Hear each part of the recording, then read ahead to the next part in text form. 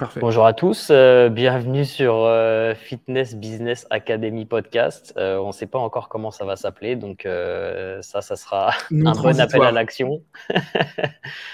Si vous avez des idées de nom de podcast, n'hésitez pas à nous dire. Alors, on va commencer par se présenter, un peu vous dire quel est l'intérêt de ce podcast, qu'est-ce qu'on veut faire avec ce podcast avec Léo.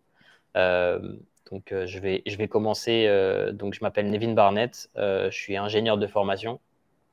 J'ai bossé près de 8 ans dans l'industrie automobile et aéronautique avant de me lancer et de suivre ma passion qui est dans le fitness, la nutrition, l'entraînement, le bodybuilding depuis bien plus longtemps que le moment où je me suis lancé. Mais j'ai évolué dans un environnement socio-culturel où c'était pas forcément quelque chose que je pouvais suivre initialement.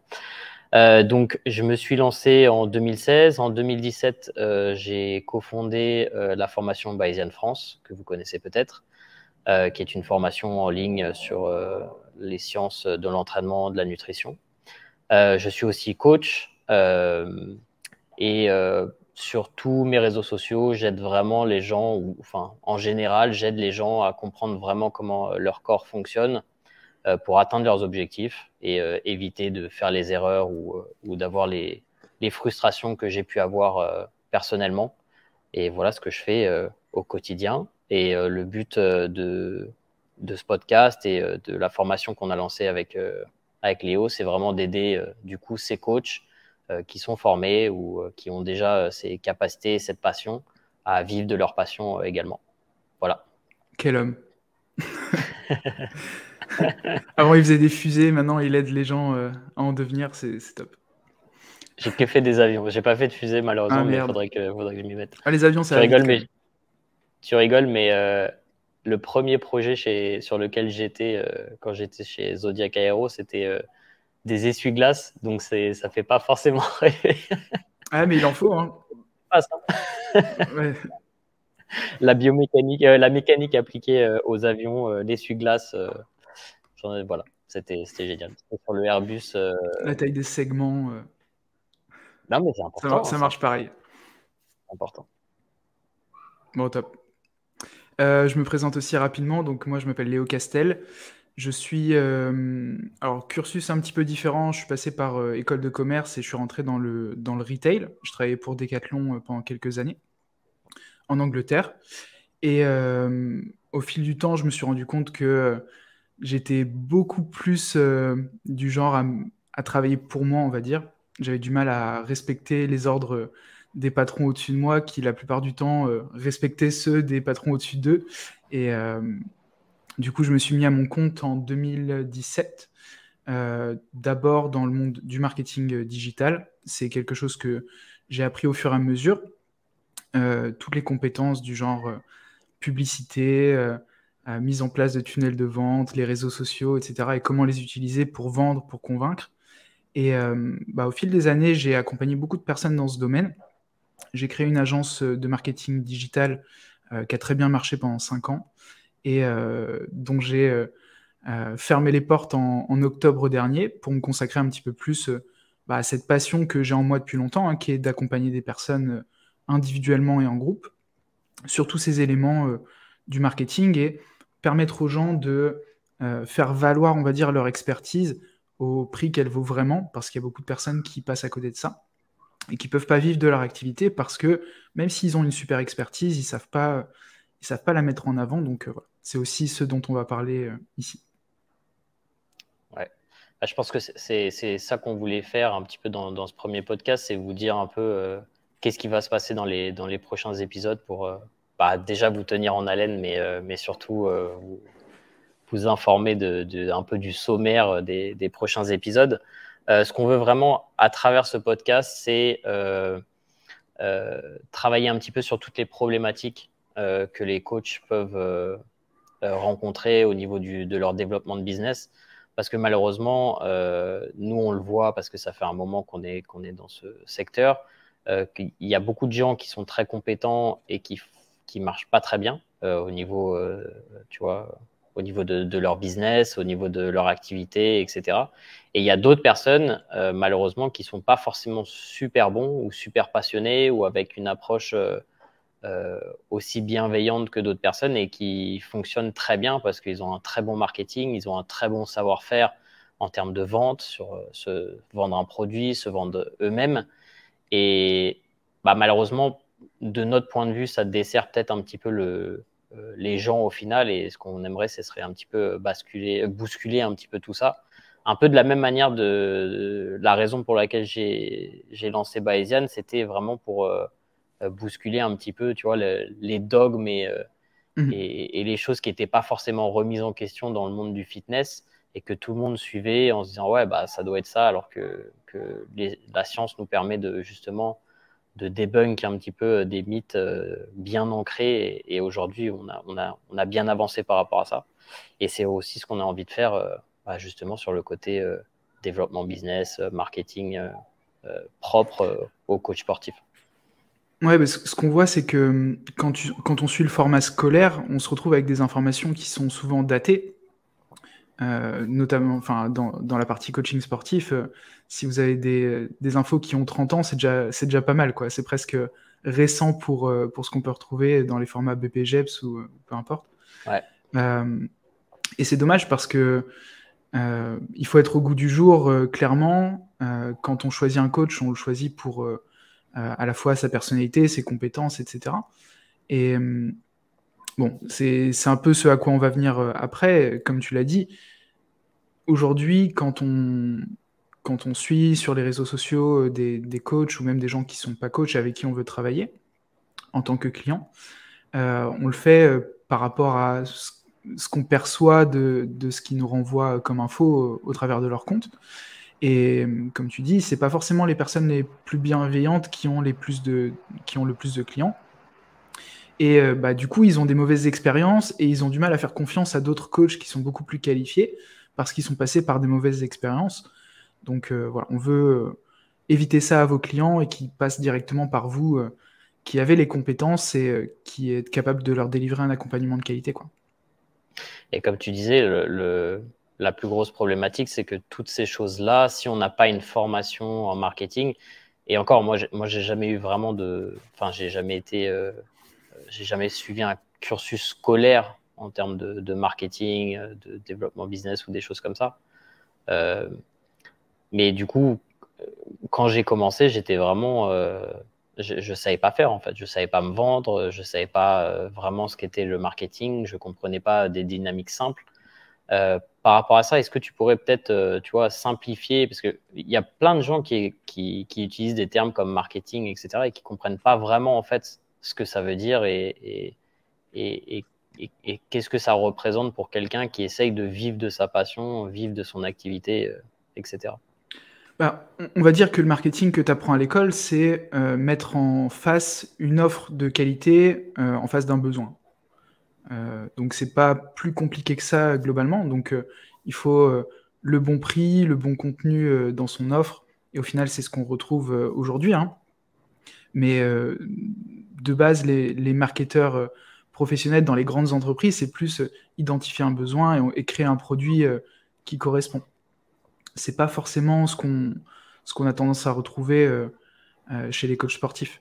Après, ce qu'on apprend aussi à l'école dans le marketing classique, on va dire, c'est plus vraiment ce qui est à jour par rapport au marketing digital actuel, où la plupart du temps, le premier point de visibilité d'une marque, ça va être ses réseaux sociaux.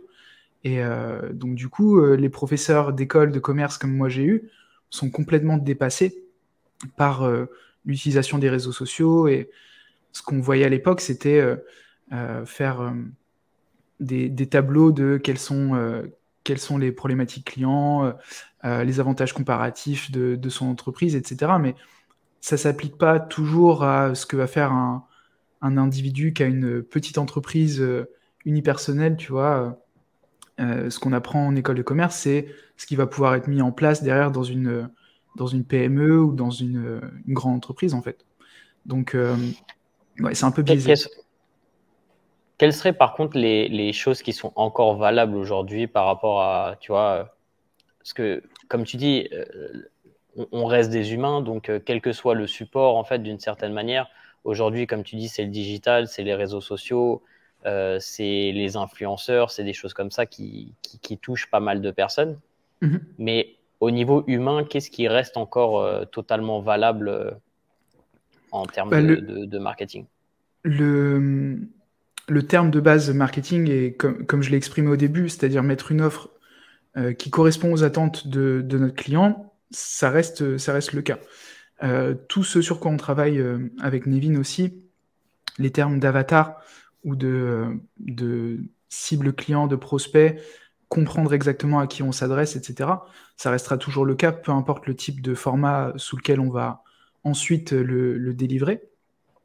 Et je pense que la seule différence finalement, comme tu dis, c'est le média final sur lequel on va rendre visible la publicité ou le Ouais. contenu.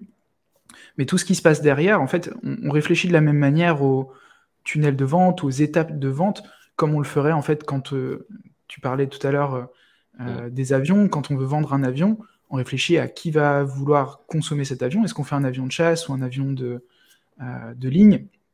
Combien est-ce qu'ils vont être prêts à payer pour cet avion? Et tu vois, on réfléchit de la même manière finalement, peu importe le type de produit qu'on veut créer, le type d'offre qu'on a à mettre en place, quoi.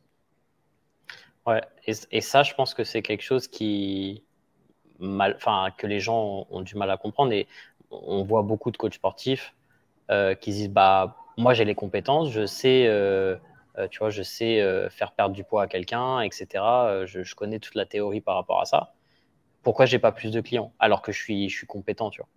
Ouais. Et c'est ça, c'est que déjà ils se disent ah bah les clients ils vont juste venir à moi par l'opération du Saint-Esprit, tu vois, ils vont trouver mon numéro de téléphone dans la rue et pouf ils vont m'appeler. Et c'est des gens Ah, aussi qui pensent pas ok, quelles sont les personnes je suis le plus apte à aider, quelles sont les personnes avec qui j'ai envie de travailler, quelles sont les personnes que j'ai envie d'aider. Et ça, c'est vraiment une des premières étapes et qui est souvent largement survolée, en fait, malheureusement, et ce qui complique totalement toute la suite du processus, quoi.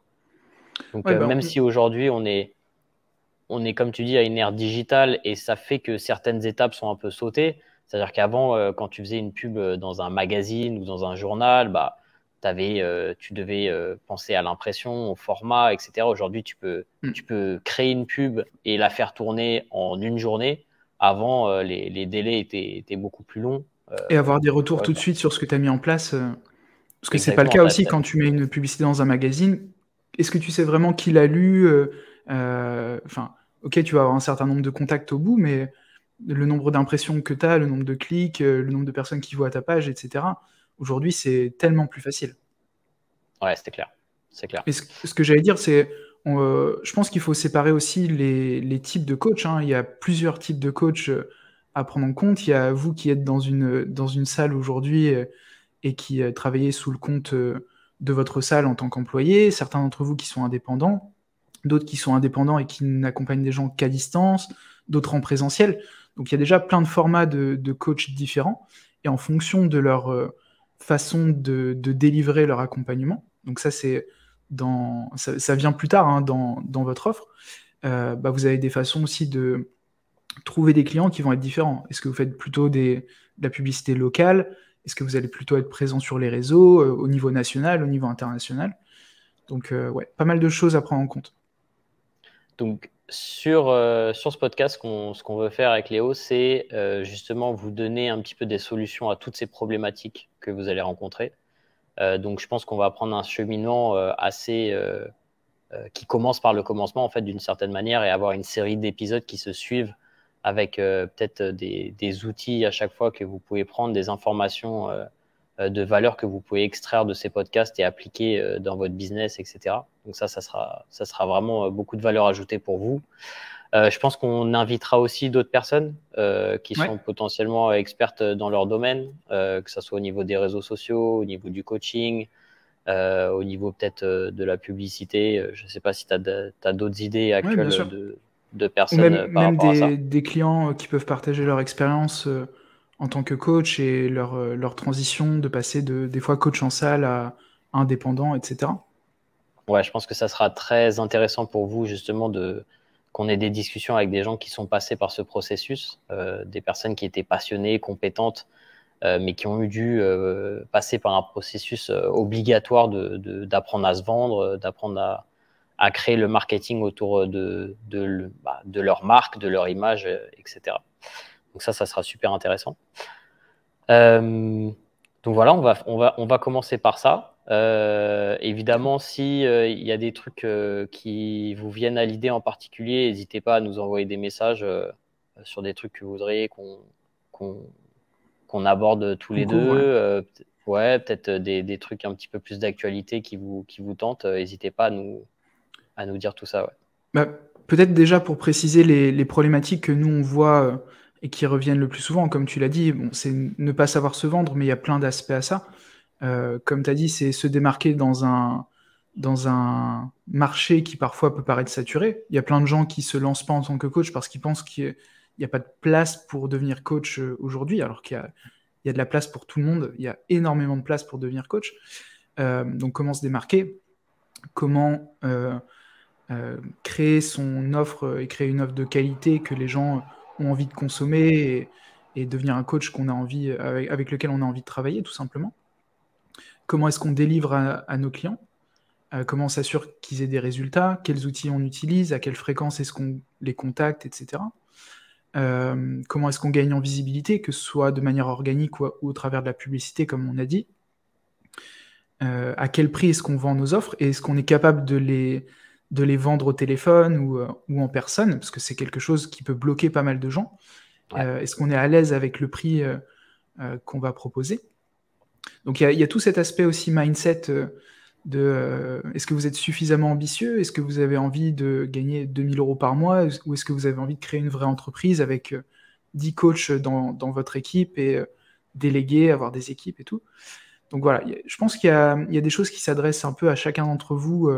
Certains d'entre vous vont venir piocher des informations qui leur serviront à closer un petit peu plus d'appels, et d'autres vont carrément changer de mindset et passer d'un coach en salle à OK, je fais le tour du monde en même temps que j'accompagne mes clients. Et bon, c'est ce Ouais, qu'on carrément. recherche.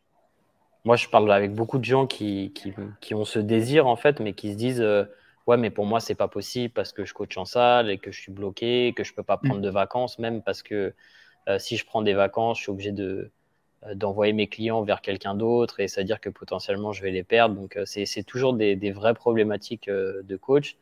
La force qu'on a avec Léo, c'est que on travaille avec beaucoup de personnes qui sont dans ce cas-là, donc on a une vraie expérience. On a une expérience de terrain. Moi, j'ai été coach, je suis coach depuis plus de 10 ans, plus de 10 ans maintenant, donc je sais comment ça se passe. Et ça, ça a beaucoup de valeur dans une approche, on va dire, marketing complète. Parce que encore une fois, c'est malheureusement pour beaucoup de gens, ce qu'ils comprennent pas, c'est que c'est obligatoire en fait. C'est-à-dire que tu peux pas Faut être aussi travailler en bon tant que coach que coach. marketeur. Ouais, c'est ça. Et malheureusement, c'est ce que j'ai trop vu sur ces 10 dernières années, en fait, d'une certaine manière. C'est que j'ai croisé des gens qui étaient extrêmement compétents et je me disais, ah ouais, lui, ça va être vraiment un super coach, il va marcher vraiment fort, etc. Et en fait, les voir doucement disparaître, tu vois, échanger des messages avec eux et ils me disent, ouais, mais non, j'arrivais pas à vivre du coaching, donc je suis reparti sur un autre métier, etc. Et à chaque fois, franchement, ça me fendait le cœur, tu vois, de voir des gens qui étaient aussi compétents, qui avaient autant de choses à apporter sur l'industrie du fitness et finalement qui n'y arrivaient pas parce qu'ils ne savaient pas vendre leurs services correctement. Et quand tu peux pas vivre de ta passion, tu es obligé de trouver quelque chose d'autre. Et malheureusement, dans la grande majeure partie des cas, c'est pas l'un et l'autre, c'est l'un ou l'autre en fait, d'une certaine manière. Donc c'est des gens qui font autre chose par défaut, mais c'est juste qu'ils peuvent pas quoi. Donc ça c'est On en un voit peu beaucoup, même frustrant. Ouais. parmi nos clients, qui sont obligés d'avoir un autre job à côté, en plus d'être coach. Et c'est, enfin, pour ceux qui sont coach parmi vous, vous avez la chance d'être dans un métier passion et de pouvoir kiffer, le faire aussi longtemps que vous en avez envie en réalité, hein. C'est un truc dont on parlera peut-être, mais combien de temps est-ce que vous pouvez rester coach et le faire avec plaisir? Je suis certain qu'il y a des coachs qui le font jusqu'à plus de 60 ans, hein, plus de 67 ans en France. Ouais. Et ça pose pas de problème. Mais malgré tout, on voit dans les chiffres que la durée moyenne de vie, entre guillemets, d'un coach, c'est 1 an et demi, ce qui est ridicule. Et la majorité du temps, la raison, c'est parce qu'ils n'arrivent pas à en vivre, en fait, tout simplement.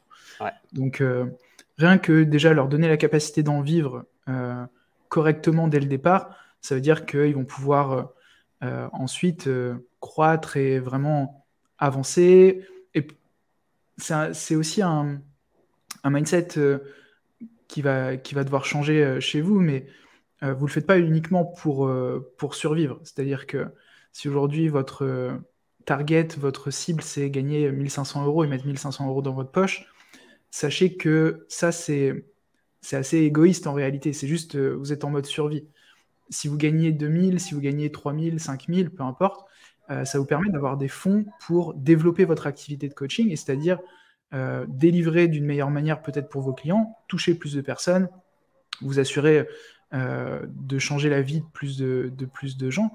Et nous, c'est ce qu'on recherche aussi. Vous avez un métier qui a énormément d'importance dans la société actuelle, et vous devez, c'est votre responsabilité d'aider un maximum de personnes à sortir peut-être de leur obésité ou de problématiques qu'ils rencontrent aujourd'hui, de TCA ou ce que vous voulez. Donc ouais, c'est Ouais, non, important. ouais, et je pense que c'est quelque chose sur lequel même les médias de masse commencent à mettre le doigt dessus, sur le fait d'avoir l'importance de l'activité physique, l'importance de l'alimentation pour une bonne santé, une bonne longévité, etc. Et tu vois, je suis toujours en train de me plaindre sur le fait que en France, on n'a absolument aucune éducation à ce niveau-là. C'est-à-dire que tu arrives à l'âge adulte, on t'a pas appris à manger, on t'a pas appris à t'entraîner, Parce que les et on t'a pas générations appris. précédentes étaient complètement paumées aussi par rapport à ça. Ouais, on t'a pas appris à faire tes impôts non plus, Non, c'est même clair. si c'est obligatoire. Par contre, après, pour venir te taper sur les doigts, il n'y a pas de problème.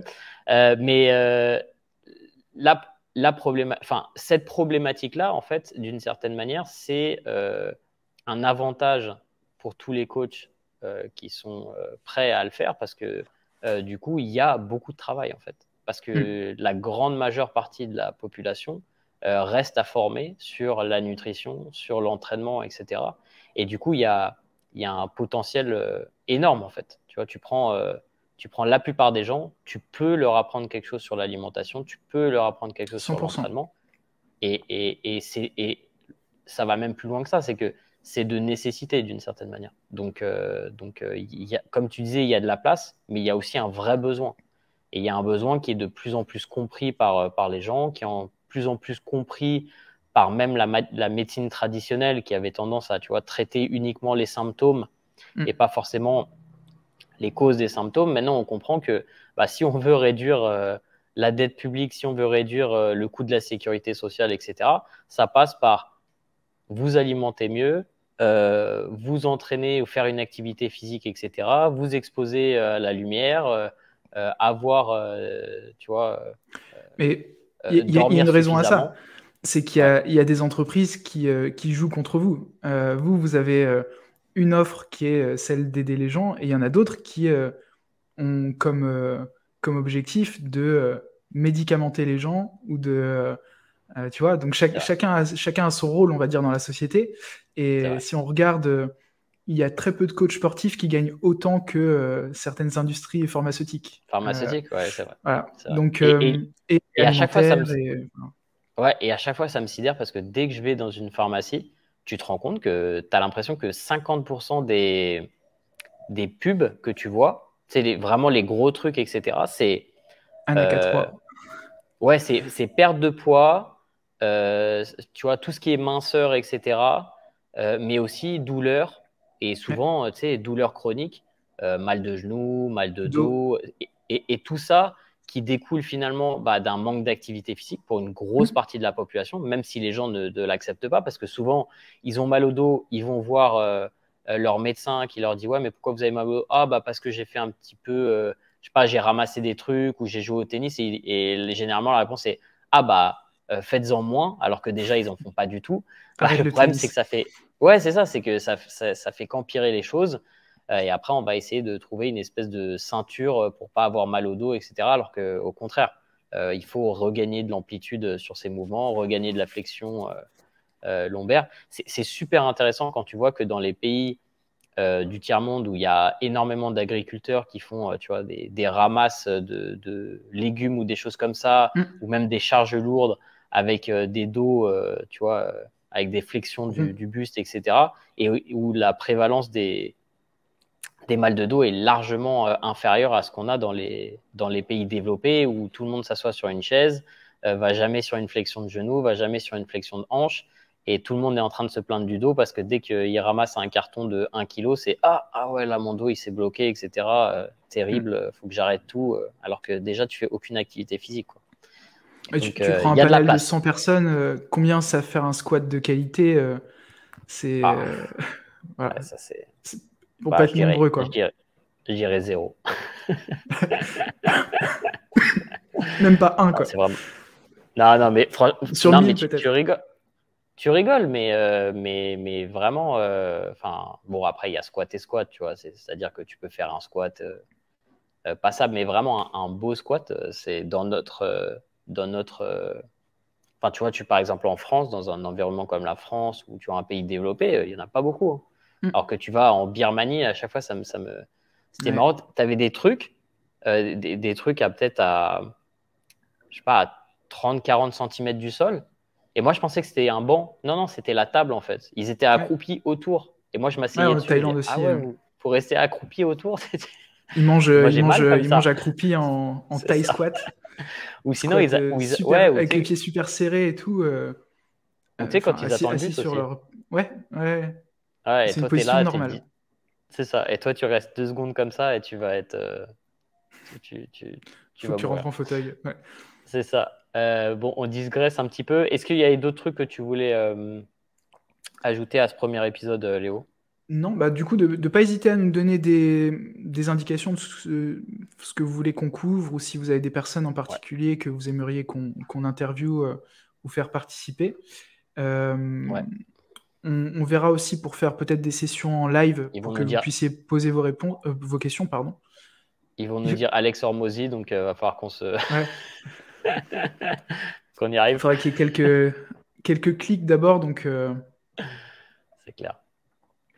non mais voilà, on fera participer des personnes un peu sur différents sujets. Et vous avez vu que Ouais. il y a énormément de choses à couvrir, c'est-à-dire rien que dans le marketing, il y a 50 angles différents qui sont intéressants et qui peuvent vous donner des idées, que ce soit le storytelling, la façon dont vous postez, les outils, enfin voilà, on a plein de choses sur lesquelles on peut intervenir. Il y en a qui sont plus importantes que d'autres, et vous verrez qu'au fur et à mesure, forcément, si vous appliquez, bah, vous avancerez forcément dans vos objectifs, quoi. Exactement. Exactement. Bah écoutez, on va conclure ce premier épisode là. On se retrouvera. On va essayer de faire un épisode par semaine avec Léo. Je suis en train de m'engager et je sais que ça va être ça va être dur, mais on va On va faire ça. trouver, on va trouver. Si on reste dans ces On va. eaux-là, une demi-heure à peu près, on sera pas mal. Ouais, exactement. Ce qu'on veut, c'est vraiment un maximum de valeur ajoutée pour vous parce que bah, un podcast, on sait que c'est un investissement de temps et on veut vraiment que vous puissiez avoir des trucs de valeur en investissant ce temps et que ça fasse vraiment une différence dans votre activité. Mais on sait qu'on a énormément de choses qui vont pouvoir vous aider, donc restez connectés et puis on se retrouve dans le prochain épisode. Ciao tout le monde.